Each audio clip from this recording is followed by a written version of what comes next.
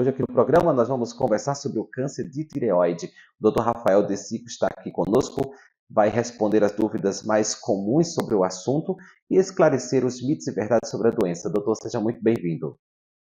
Obrigado pelo convite mais uma vez. Doutor, vamos falar inicialmente sobre a incidência do câncer de tireoide. Não é incomum a gente ficar sabendo que um amigo está tratando um câncer de tireoide. Não, não é nem um pouco incomum. Hoje em dia é um dos cânceres mais comuns que a gente tem no nosso meio. Entre as mulheres, principalmente, é o quarto câncer mais comum no Brasil.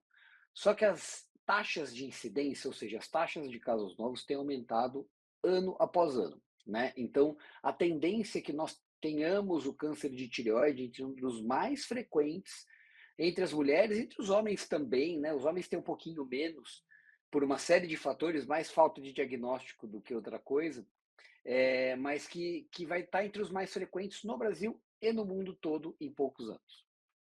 Doutor, falando em diagnóstico, quais são os sinais, os sintomas que o paciente deve procurar um médico o mais breve possível? Olha, o câncer de tireoide normalmente dá poucos sintomas, tá? Porque quando a gente tem sintomas, geralmente ele está numa fase muito mais avançada.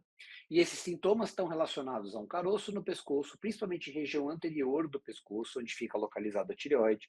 Às vezes, alguns caroços na região do pescoço, na região lateral, tá? Que pode ser algum gânglio linfático, alguma íngua que pode estar relacionada ao câncer de tireoide. Rouquidão, que não melhora depois de 2, 3 semanas, pode sim estar relacionado ao câncer de tireoide. Mas muitos casos diagnosticados, ele não tem sintoma algum. Então, assim, quando você tiver a oportunidade de fazer um ultrassom para fazer uma avaliação, se você tem algum histórico familiar de câncer de tireoide, vale a pena investigar e fazer um ultrassom para, quem sabe, dar um diagnóstico mais precoce até, né? A ultrassom já é comum no pedido médico, no check-up anual. O meu médico sempre pede, e é fundamental, né, para acompanhar o desenvolvimento de cistos, nódulos. Agora, uma outra dúvida, inclusive muito frequente, as pessoas sempre perguntam, é sobre os nódulos. Qualquer nódulo na tireoide é um câncer, doutor? Ou pode ser outra coisa?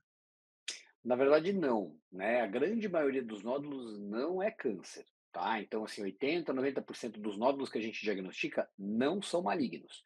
A questão é, a gente tem que saber diferenciar, e aí que está por trás do papel nosso de saber identificar o nódulo e saber diferenciar se esse nódulo é benigno ou maligno, para a gente poder fazer a avaliação correta com exames periódicos, acompanhamento, ou fazer uma biópsia, investigar mais a fundo esse nódulo, para aí sim poder fazer um tratamento adequado, entendeu? Mas assim, o diagnóstico do nódulo de tireoide ele é mais complexo, tem muitas características, muitas coisas que a gente precisa levar em conta para poder diagnosticar se esse nódulo é benigno de fato ou ele é maligno. Doutor, sobre a questão da idade, também existem muitas dúvidas relacionadas às causas, né? Fala um pouco quais são os fatores de risco e se o câncer pode surgir em qualquer idade. O câncer de tireoide, ele sim pode surgir em qualquer idade. Ele pode surgir desde a criança, né? Existem casos de crianças com câncer de tireoide. Existem, a maior faixa etária hoje é a faixa etária dos adultos jovens, né? Mas isso está muito relacionado à realização de exames diagnósticos e um diagnóstico mais precoce, né? Como eu falei, a gente tem cada vez mais tem diagnosticado câncer de tireoide, mas isso é fundamentalmente por aumento de acesso e facilidade de se fazer exames simples, que o ultrassom é um exame muito simples, né? Então, a gente está diagnosticando de maneira mais precoce. E essa faixa de população que a gente diagnostica, né? E depois, até 50, 60 anos, tem uma outra onda de aumento de incidência também, que são pessoas também que estão fazendo exames, e são essas faixas que a gente tem. Mas a gente pode encontrar câncer de tireoide em qualquer faixa etária. O tratamento, doutor, é a remoção? É sempre cirúrgico ou tem outras alternativas? Bom, a gente tem diversos tratamentos diferentes para câncer de tireoide e varia muito em relação localização do nódulo, a idade da pessoa, o tipo de característica do nódulo no ultrassom e na característica na punção. Então, por exemplo, a gente pode hoje simplesmente um paciente com mais idade, que tem um nódulo muito pequenininho, a gente já tem evidência na literatura médica suficiente para indicar um acompanhamento. A gente não precisa operar, não precisa fazer nenhum tipo de tratamento em alguns casos selecionados de câncer, porque a gente sabe que a grande maioria desses casos não vai ter nenhum tipo de evolução, né? Cirurgia ainda é o tratamento padrão, mas assim, o tipo de cirurgia, isso já mudou bastante nos últimos anos também. Antigamente a gente sempre achava que a cirurgia de remoção total da glândula tireoide era necessária para a gente tratar câncer de tireoide. Hoje a gente sabe que não é bem por aí, muito pelo contrário. Grande parte dos casos a gente não precisa remover a glândula toda, só uma parte da tireoide. Isso impacta muito em qualidade de vida, porque as pessoas não perdem a tireoide, não perdem a produção de hormônio de dentro da gente mesmo. Isso tem um impacto incrível em qualidade de vida, principalmente se pensar num câncer que a pessoa vai ficar curada e vai viver a vida inteira, né, sem hormônio ou com hormônio, né? Então isso tem impacto grande na qualidade de vida. E hoje tem um tratamento que é minimamente invasivo, que a gente chama de radiofrequência ou radioablação.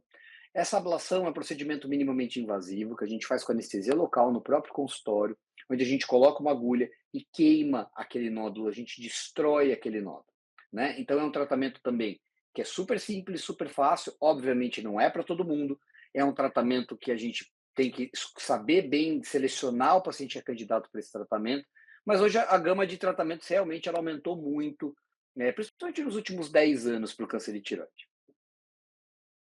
Doutor, e ele não é um câncer muito letal, principalmente quando diagnosticado e tratado na fase inicial. Agora, quando o paciente já descobre num estágio avançado, ainda há possibilidade de cura? Ou a questão da metástase pode ser uma complicação? Fala um pouco sobre isso, que é importante a gente alertar. O câncer de tireoide, Slachel, ele tem diversos tipos, subtipos, né? O câncer mais frequente ele é chamado de carcinoma papilífero. Ele está em mais de 90% dos casos. Esse câncer ele é altamente curável, tá? Então, assim, independente do estágio que você encontra ele, às vezes casos mais avançados, com metástase, principalmente na região do pescoço, eles, apesar de serem metastáticos, eles são altamente curáveis. O que vai mudar aí é o tamanho do seu tratamento. Então, a gente estava falando em fazer acompanhamento, fazer uma ablação. Nesses casos, você vai ter que fazer uma cirurgia grande, possivelmente vai ter que fazer iodoterapia, que é um tratamento complementar, né? E a chance de volta é um pouco maior. Então, cada tipo de doença, que estágio que está a doença, vai mudar o tratamento. Mas, normalmente, é o que eu falo para os pacientes, o final da história vai ser o mesmo, a pessoa vai se curar. Tem outros tipos de câncer de tireoide, o carcinoma medular, que é um pouco mais agressivo, infelizmente um outro tipo chamado carcinoma anaplásico. Esses são tumores muito agressivos e com potencial de letalidade muito grande, infelizmente. Mas felizmente eles são extremamente raros. Então a grande minoria dos casos se trata de carcinoma medular e principalmente do carcinoma anaplásico. Ciência tem evoluído muito e a gente sabe que o carcinoma anaplásico, por exemplo, que era um câncer que tinha uma expectativa média de 6 meses de vida quando você diagnosticava.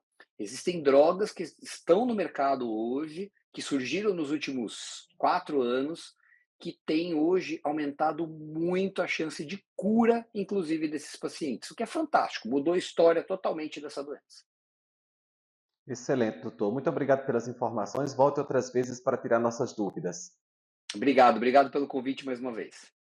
Muito obrigado você que também ficou conosco até aqui. Eu te espero para o nosso próximo bate-papo, mas até lá você pode falar conosco, interagir, sugerir temas, inclusive através do nosso perfil lá no Instagram, @canal Doutor TV. E se você não quer perder nada, basta você seguir, né, se inscrever lá no nosso canal no YouTube, ativar o sininho para receber notificações de todo o conteúdo de saúde, estética e bem-estar que nós produzimos com muito carinho para te informar.